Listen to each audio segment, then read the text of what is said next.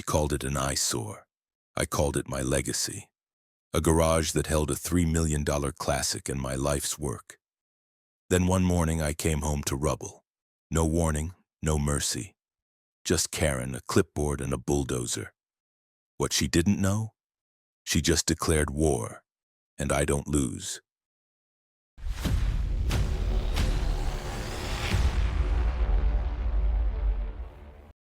When I first saw the place, it didn't scream dream home to most people. The paint was sun-bleached, the fence sagged like a drunk leaning on a bar, and the landscaping had given up around the time VHS tapes went extinct. But I didn't care. What I saw was a solid foundation, a huge detached garage built like a Cold War bunker and more space than I'd ever had in my life. For a guy who'd spent the last decade restoring classic cars in rental garages and borrowed sheds, this wasn't just property. This was redemption. It took nearly 6 months to close the deal. The house was technically outside the HOA boundaries, a rare slice of freedom nestled between endless rows of Stepford McMansions. That mattered to me. I didn't want anyone telling me what color to paint my porch or how long my grass could be. I made damn sure the legal description matched the promise. No HOA, no strings. Just a man, his tools, and a dream that cost him nearly every dime he had. The real prize sat inside that garage, my Shelby Daytona coupe, a 1965 legend I'd spent the last 11 years rebuilding piece by piece. I found the chassis rotting behind a barn outside Flagstaff. I drove a flatbed 6 hours just to haul it back. Every bolt, every weld, every stroke of paint on that car was mine. She wasn't just a machine, she was a holy grail. Conservatively, she was worth $3 million, but to me, she was everything I'd never had growing up. Stability, beauty, power. And she was finally safe, tucked inside my new fortress of solitude. That peace lasted 4 days. I was hauling in the last of my boxes from the truck when I first met her. Tight khaki pants, polo shirt tucked in so hard it looked like it was begging for air, and that unmistakable haircut. The kind that just dares you to question her authority. She walked up my driveway like she owned it and smiled like a dentist right before they tell you it's gonna hurt. "Hello there," she chirped, clipboard in hand. "Welcome to the neighborhood. I'm Karen Mason, president of the Fairwood Trails HOA. I wiped sweat off my forehead with the bottom of my shirt. "Nice to meet you. I'm Ethan." She looked past me at the garage, lips twitching like she'd just bit into a lemon. "So, this is your property?" I nodded. "Yup, closed on it last week." She stepped to the side and pulled something from her clipboard. A printout. "We've had a few concerns already about the structure in the back." "The garage?" She nodded tightly. "It's quite dominant. From certain angles, it impacts the visual harmony of the neighborhood, and it appears to be non-compliant with our HOA design standards." I stared at her for a second, then blinked. "You're aware this property isn't part of your HOA, right?" I double-checked that before buying. Her eyes narrowed. "There's some dispute about that. Our HOA boundaries were expanded 10 years ago. Well, that garage has been here for over 40. She pursed her lips. "Be that as it may, we're working with county assessors to confirm jurisdiction. In the meantime, we'd like to request that you consider updating the exterior to better reflect community standards. Possibly repaint or, if feasible, consider replacing the structure with something less industrial." I laughed. I didn't mean to, but it came out anyway. "You want me to tear down my garage because it offends your visual harmony?" She didn't flinch. "Our architectural committee will be reviewing it at our next meeting. It would be helpful if you submitted a modification plan." I took a deep breath, trying to stay polite. "Look, I appreciate the introduction, but I've got the deed. I've got the land survey, and I've got about 10,000 pages of paperwork that say I'm not under your HOA. So with all due respect, Karen, this is private property. And that garage? It's staying right where it is. Her eyes went cold. No more smiles. I see. Well, we'll be in touch. She turned on her heel and marched back down my driveway like she was storming Normandy, clipboard clutched to her chest like a Bible. That night I stood in my garage, the cool air smelling of steel and solvent, and looked at the Shelby. I ran my hand along her fender, then turned and looked toward the small window that faced the street. Just across the road, a single window on the second story of Karen's house glowed like an eye in the dark, watching. It started with a flyer, bright yellow paper folded in half and shoved into my mailbox like junk mail. Except this one was official. Fairwood Trails Homeowners Association logo at the top, bold black letters underneath. Community alert, unauthorized structure on Oakwood Avenue. The garage, my garage, a crude low-res picture of it was slapped right in the center of the page, taken from across the street, no doubt through Karen's bedroom window. Below the photo, bullet points. Visual disruption to neighborhood cohesion. Potential zoning violation. And my favorite. Concerns raised about hazardous material storage. It would have been funny if it wasn't so deliberate. I marched over to the HOA office the next day, clutching the flyer like a subpoena. A teenage intern at the desk looked up like she'd rather be anywhere else. "I need to speak to Karen Mason," I said. "She's not in," the girl replied, not even looking up from her phone. "You can leave a message." "Tell her Ethan Ross came by," I said, "and that I'd appreciate her keeping her newsletters out of my damn mailbox." By the end of the week, I'd received 2 more flyers.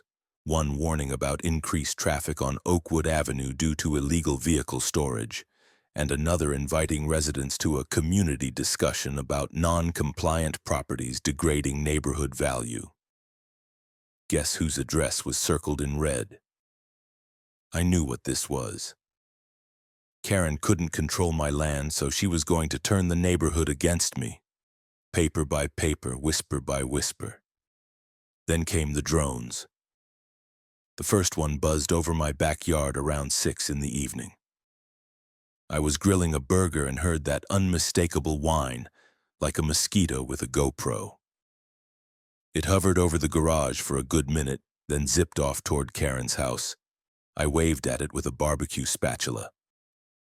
By week 2, there were 3 different models, each coming at different times of day. One even dipped low enough to trigger my security floodlight. That's when I bought the cameras, 4 of them. Motion-activated, full night vision, 2-way audio. I mounted them around the garage like anti-aircraft guns. I also started keeping a journal. Every flyer, every drone visit, every time Karen's SUV cruised slowly past my driveway. Her head turned just enough to make eye contact. The woman was relentless. I tried talking to the neighbors, see if they were buying into her propaganda. Most were polite but cautious. Smiles that didn't reach their eyes, careful nods. Only one guy, a retired mechanic named Bill, 3 doors down, had the guts to say what everyone else was thinking. "She's been doing this crap for years," he told me, leaning on his cane. "Got old Mr. Tucker to sell after she reported his hedges to the fire marshal. Claimed they were a fire hazard. HOA's her second career, since she got canned from the real one." "What do you mean?" he chuckled. "Used to work for the state. Some property enforcement gig. Real hard ass. Got booted for overstepping authority. That's what the papers said." That hit like a cold breeze. Everything clicked. Her tone, her posture, the way she carried that damn clipboard like it was a badge. Karen didn't just want order. She needed it. She was a bureaucrat without a system, a sheriff without a town, and I was the outlaw in her fantasy western. The next blow came wrapped in legalese. A thick envelope arrived from Fairwood Trails HOA Compliance Division. Inside, a notice of violation citing me for failure to comply with structural harmony codes, accompanied by a fine of $5,000. $5,000 for a building they had no jurisdiction over. I laughed. I scanned it, sent it to my attorney, a quiet, no-bullshit woman named Monica I'd used once during the house purchase. She called me the next morning. "Not enforceable," she said, "but they're trying to establish a pattern. If they build enough evidence, they could attempt civil action. Or worse, start leaning on the city for code enforcement inspections." Can they do that? If they're persistent enough. And loud. The next morning, 2 city code enforcement officers showed up at my door. They were polite, professional, clipboard types. They said they'd received an anonymous complaint about hazardous material storage and unsafe construction. I walked them around the garage, showed them everything. They took notes, snapped pictures, and found nothing. One of them even complimented the car, what was left of her under a tarp, while I'd been repainting a side panel. "Looks like you've got a classic here," the younger one said. I just smiled. She's one of a kind. As they drove off, I looked across the street. Karen was standing on her porch, sipping from a mug. Her eyes locked on mine, unblinking. She smiled. It wasn't a friendly smile. The letter came certified, stamped, signed, and delivered like a damn bomb in a beige envelope. I had to sign for it. The mailman gave me a look like he thought I was harboring radioactive waste behind my garage. Inside was a formal complaint filed by the HOA, citing me for repeated non-compliance with neighborhood architectural standards, along with a demand to cease all unauthorized vehicle work and submit architectural renovation plans within 30 days or face civil litigation. This time, the fine had ballooned to $10,000. It was starting to feel less like a neighborhood and more like a siege. I called Monica again, sent her the new packet. She read it in silence, then let out a long sigh. "They're trying to establish de facto jurisdiction," she said. "If you respond to these letters too informally, or ignore them without formally contesting, they might be able to argue implied consent in court."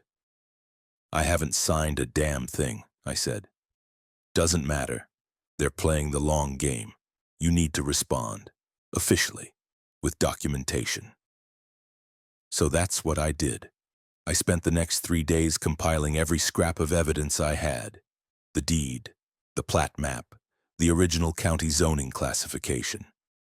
I even dug up the building permits from 1974 showing the garage's original construction date, long before the Fairwood Trails HOA ever existed.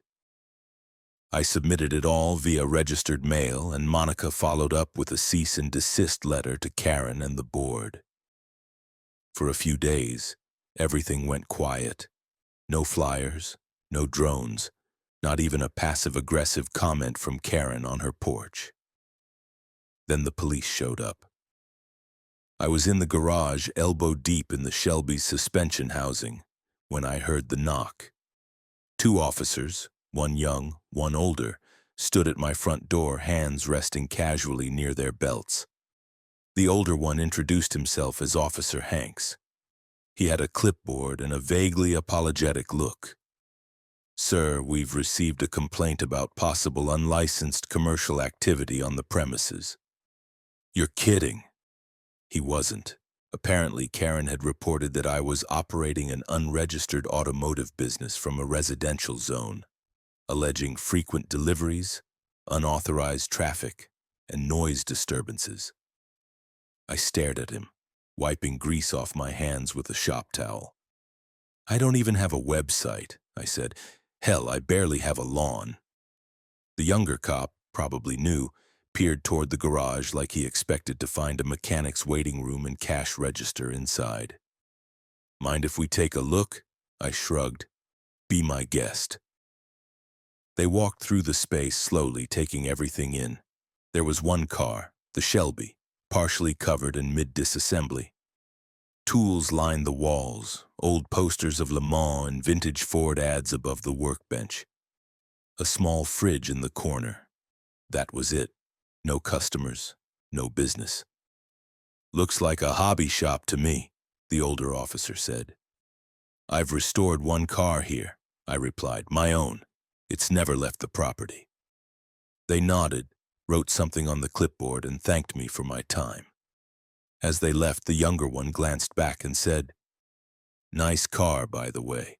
That a real 65? "It is," I said. "Or at least it was. Still a work in progress."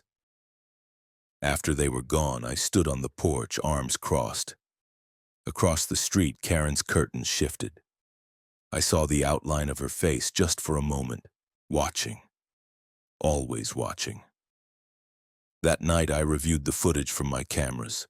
I'd saved everything. Every drone pass, every HOA letter shoved into my mailbox, every slow roll of her SUV past my property. One clip caught my attention.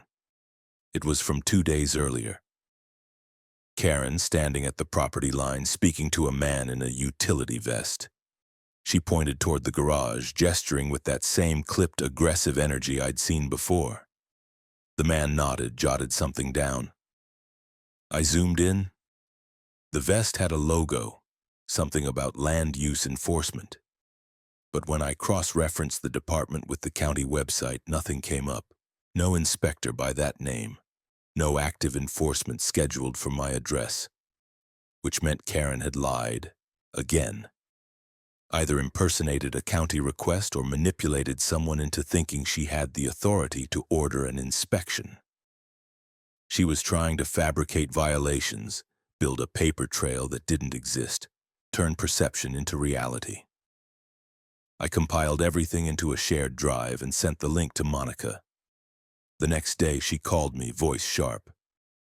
"Start locking your gates," she said. "This isn't about property values anymore. She's building a narrative, trying to set you up as a rogue, non-compliant nuisance. If she can get enough fabricated complaints lined up, someone, a judge, a city planner, a lazy bureaucrat, might take her side just to shut it all down. And the garage? She's going to try to force removal," Monica said flatly. "That's the direction this is heading. You need to be ready." Ready? I'd been ready since the day I first turned the key on that Shelby. It was a Monday, hot as hell, the kind of Arizona morning where the sun doesn't just rise, it attacks. I had driven out early to meet a client in Scottsdale. Nothing big, just a guy who wanted to talk about sourcing parts for a 69th Camaro. I was gone maybe 3 hours.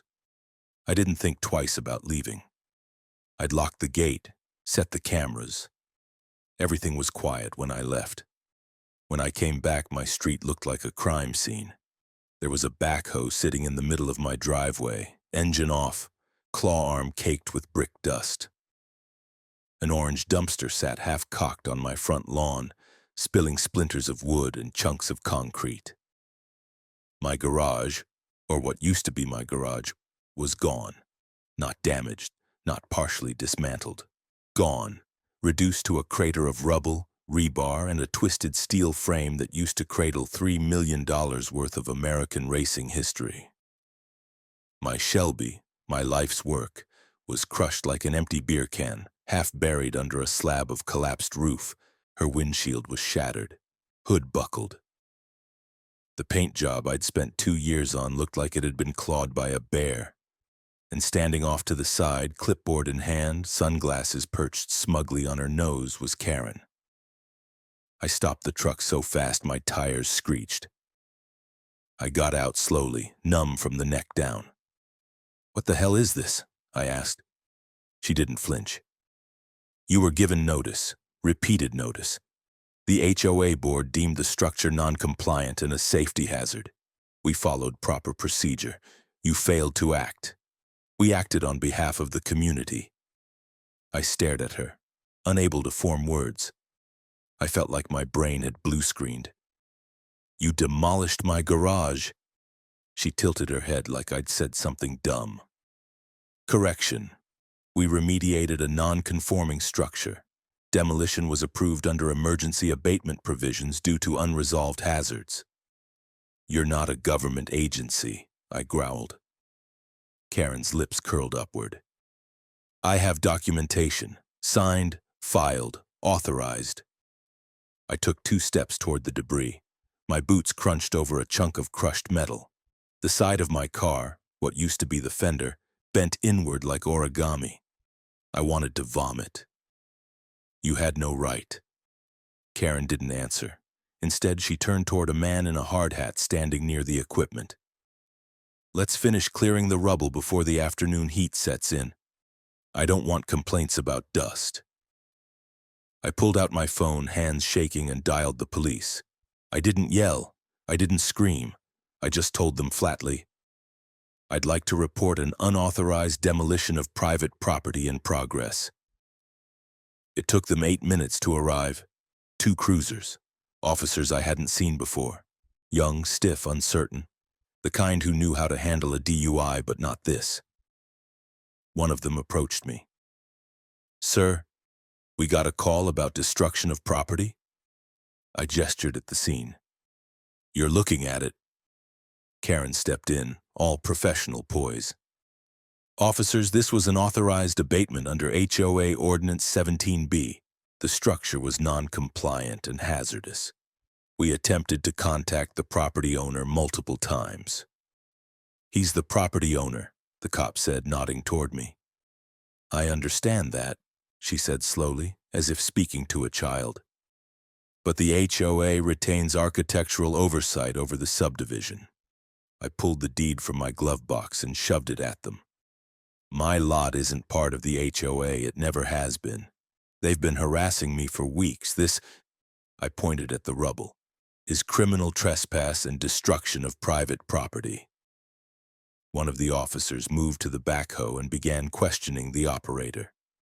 The guy looked nervous, sweaty in a guilty way, not a heat stroke way. He glanced at Karen, then back at the cop. I caught snippets.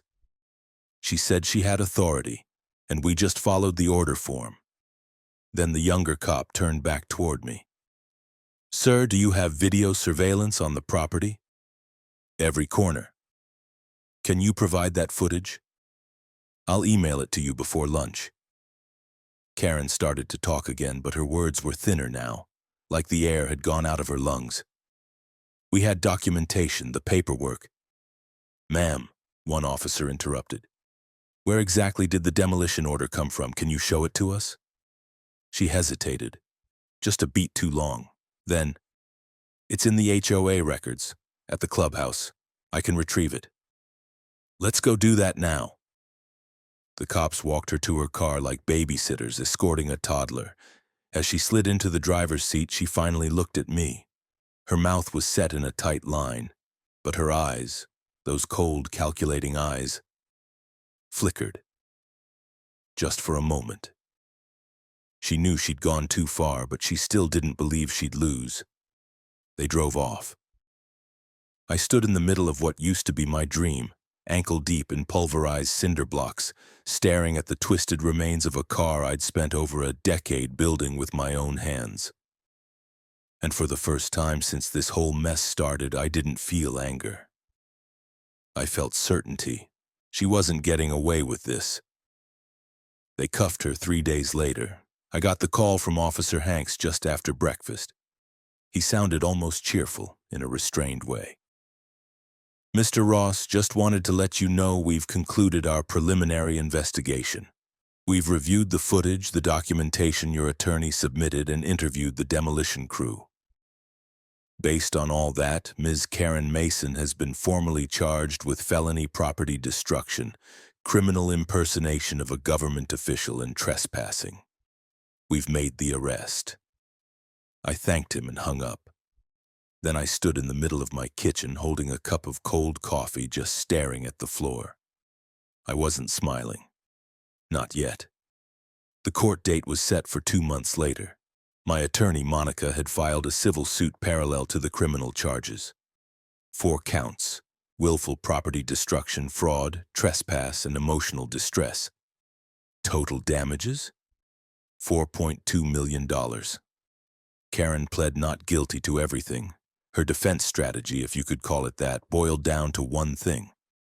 She claimed she had the authority, claimed that in her role as president of the Fairwood Trails HOA, she had enacted an emergency demolition order after receiving credible reports of an unstable structure posing immediate risk to the surrounding community. The judge, an older woman with a granite stare and no time for games, raised a brow and asked, "Do you have a signed demolition order from any government body, inspector, or licensed engineer?" Karen's lawyer squirmed. "We have HOA documentation." "Is your client aware that the plaintiff's property does not legally fall within the HOA jurisdiction?" "Yes, Your Honor, but there's a dispute." "There's no dispute," the judge snapped, lifting the deed from a folder. "The boundary lines are clear, recorded, and unaltered since 1992. Ms. Mason's actions were extrajudicial and unsupported by any legal authority." Karen didn't flinch in court. She sat rigid, hands clasped, face stone. But I saw the twitch in her jaw, the way her left foot kept tapping under the table. She wasn't used to being powerless. She was waiting for someone to step in to rescue her. A judge, a board member, the universe. No one came. Over the next several weeks, we dismantled her credibility piece by piece. A forensic tech from the police department testified that the demolition order she'd shown the crew was doctored. A scanned letterhead from a defunct municipal agency with her own digital signature pasted on. The demolition company's manager admitted on the stand that he never verified the documents because she'd claimed to be a state enforcement officer acting under emergency authority. Karen didn't deny it. Her defense argued that she'd once worked in that capacity and had misunderstood the limits of her authority. That's when Monica pounced. She pulled out a printed article from a local news archive, dated 5 years earlier. Headline: "Real estate enforcement officer fired for abusing authority." Karen's name in the subheading. The article detailed how she'd been dismissed for threatening homeowners with fake fines, impersonating code officials, and attempting to seize property under non-existent ordinances. The courtroom went quiet. Monica looked right at her and asked, "Ms. Mason, were you fired for impersonating an official and overstepping legal boundaries?" Karen looked at the judge, then back at Monica. "That was a political decision. I was doing my job." "And what job is that today?" No answer. The final blow came when the HOA board president, a meek, middle-aged man named David who clearly didn't enjoy being in the spotlight, took the stand and testified that Karen had acted entirely on her own. The board had never authorized the demolition. In fact, several members had opposed further action against me and were never even informed that the demolition had been scheduled. "She went rogue," he said, voice shaking. "She forged meeting notes, sent fake emails from board members. We had no idea what she was doing until it was too late." The jury deliberated for less than 3 hours. They found her guilty on all counts. The judge handed down the maximum sentence, 7 years with possibility of parole after 4. She also approved our civil claim in full. Karen was ordered to pay $4.2 million in damages plus interest. Her home, the smug 2-story castle across the street from where my garage used to stand, was listed for forced sale within a month. At the final hearing, Karen stood in front of the court in a beige suit 2 sizes too big, her hair flat, her eyes hollow. When the judge asked if she had anything to say, she shook her head once, lips pressed tight. No apology, no explanation, just silence. I walked out of that courtroom into the blazing sun, the smell of pavement rising in waves. Monica walked beside me, not saying much. Outside the courthouse, a reporter asked me, "Do you feel vindicated?" I looked past her toward the horizon. I feel like I can finally sleep again. And that was the truth. The first few weeks after the verdict were quiet, unnervingly quiet. Karen's house stood dark and hollow, her beloved potted shrubs withering in the Arizona sun. No mail, no flyers, no drones, just silence. The only movement came when a real estate agent pulled up with a lockbox and a for sale sign. I watched from my porch, coffee in hand, as they carried out boxes labeled HOA, archives, and personal legal. The irony didn't even need a caption. I didn't feel joy, not yet. I felt empty, like I'd just run a marathon barefoot through gravel and only now realized how shredded my feet were. But things started changing. Neighbors, the same ones who used to glance nervously and scurry back into their homes when Karen was watching, began stopping by. Some brought cookies, others brought stories. Turns out Karen had been the neighborhood tyrant for nearly a decade. One woman said she was fined $400 for planting a cactus that clashed with the landscape theme. Another man admitted he'd spent $3,000 repainting his garage to avoid a citation Karen made up on the spot. I became the unofficial symbol of resistance. Bill, the retired mechanic down the street, came by with a six-pack and said, "You didn't just win for yourself, you took the whole damn neighborhood back." The Fairwood Trails HOA, now rudderless and disgraced, scrambled to save face. At the emergency meeting, the first open vote they'd had in years, the remaining board members stepped down. A new interim committee was formed, made up of people who actually lived in the neighborhood and didn't treat bylaws like divine scripture. One of them, a younger guy named Josh, knocked on my door and asked if I'd consider helping them revise the community charter. I told him I'd consider it, as long as I never had to touch a clipboard. Meanwhile, the insurance finally came through. My Shelby, or what was left of her, was appraised at just under $3 million. The company wrote me a check I could barely believe was real. Between that and the court-ordered restitution, I had more money than I knew what to do with. So I rebuilt. Not just the garage, though that came first. This time it was bigger, taller, stronger. Steel frame, security gate, reinforced foundation. The city inspector, a real one, not a Karen in khakis, came out and gave it a glowing review. "You could store a tank in here," he joked. "Not a bad idea," I replied. But the real project was the workshop. I'd always dreamed of turning my hobby into something more.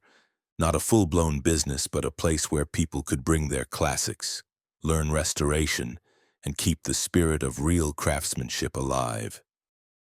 The settlement gave me the chance to do it.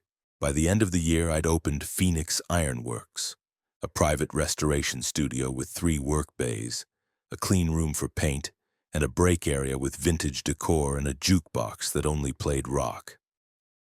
I hired 2 techs, both veterans who'd lost jobs during the pandemic, and started taking in long-term restoration clients. Local media caught wind of the story. From lawsuit to legacy, man rebuilds garage into community workshop after HOA nightmare. I didn't chase the attention, but I didn't shy from it either. If my disaster could help someone else stand up to petty tyrants and power-hungry paper pushers, all the better. Even the mayor's office sent a congratulatory letter. Said the story highlighted the value of individual property rights and ethical governance in suburban communities. I framed it, right next to a cracked piece of my Shelby's original fender. And Fairwood Trails? It changed, too. The new HOA, trimmed down, community-focused, and mostly volunteers, voted to scrap over 50 outdated policies. The color chart was tossed. The drone surveillance policy was banned outright. Fines were reduced, and no enforcement could be made without a 2/3 community vote. The place finally felt like a neighborhood again, not a gated sandbox run by a bitter ex-inspector with a god complex. One evening, as I was locking up the shop, Josh dropped by. "We're hosting a summer barbecue for the whole block," he said. "You in?" "Yeah," I said, smiling. "I think I am." That night, I sat on my porch listening to cicadas and distant laughter, sipping a cold beer. The rebuilt garage stood behind me, glowing in the dusk like a beacon. And for the first time in a long time, I wasn't bracing for a drone or a lawsuit. I was just home. 2 years passed. Not quietly, not with everything that had happened, but peacefully. Like the silence that settles after a storm finally runs out of sky. Phoenix Ironworks was running smoother than I ever dreamed. We had a waiting list of restoration clients stretching into the next calendar year, and I'd started mentoring high school students interested in classic car work. It wasn't just a shop anymore. It was a kind of sanctuary. One kid called it the Church of Torque. I didn't argue. Fairwood trails looked different too. The lawns weren't perfect anymore. Some had personality now. Colorful paint jobs, weird lawn ornaments, front porches that actually looked lived in. No more anonymous complaint boxes, no more drive-by photography patrols. People talked to each other again. Laughed. Let their dogs be dogs without worrying about leash length measured to the inch. And then she came back. It was the 4th of July, the annual neighborhood barbecue, now a real thing. People brought smokers, coolers, tents. There was music, a bounce house, even a karaoke machine someone absolutely should not have let Bill touch. I was flipping burgers under a pop-up tent when I saw her. Karen. She was thinner, older, the kind of older that doesn't come from years but from prison time. Her hair was pulled back, her tan gone.